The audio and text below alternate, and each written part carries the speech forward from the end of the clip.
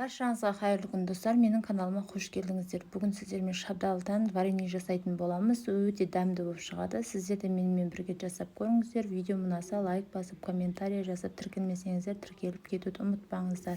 Осылай 2 ящик шабдалымызды жақсылап жуып тазалап аламыз. 3-4 қайтара жуып алдым мен. Сыртын жақсылап жуып тазалап алдым. Бұл шабдалының Альберт деген сортынан алыңыздар. Менікі басқа сорт екен. Онша варенье бұдан онша шықпайды екен. Сіздерге кеңес беремін. Альберт деген сортынан алсаңыздар, вареньелеріңіз өте керемет болып шығады. Осылай 2 бөліп алдым. Ортасынан сүйегінен ажыратып,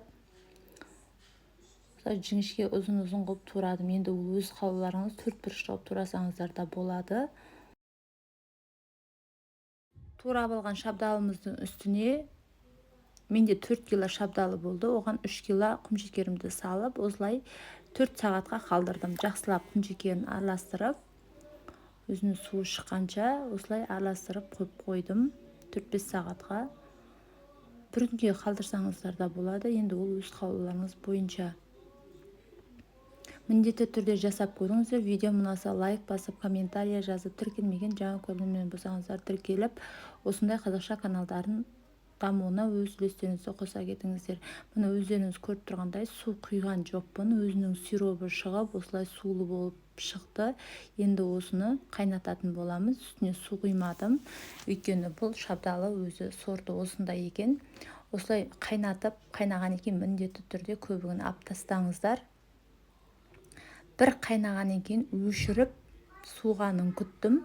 Суғаннан кейін қайттан осылай газге қойып алатын боламыз. Сол кезде біздің вареньеміз өте қою, өте әдемі болып шығады. Суғаннан кейін қайттан газымызге қойып, 20 минут қайттан қайнатып аламыз. Жабатын кезде қайнатып алдым. Қайнатып алғаннан кейін банкымды булап, осылай барлық вареньелерімізді осылай құйып аламыз.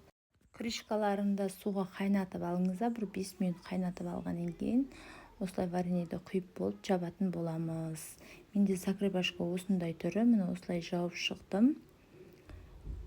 Вареньеді толтырып лікілдетіп құйыңыздар. Тура менікі ұқсатып, сонда ішінде ауа қалмайды. Өздеріңіз көріп тұрғандай міне осылай тексерсеңіздер болады. Аузын қолдарыңызбен ары-бері қозғалтып, банканы қолдарыңызбен осылай ұстасаңыздар, жөнді жабылмайтын болса, қолдарыңыз сулы болады.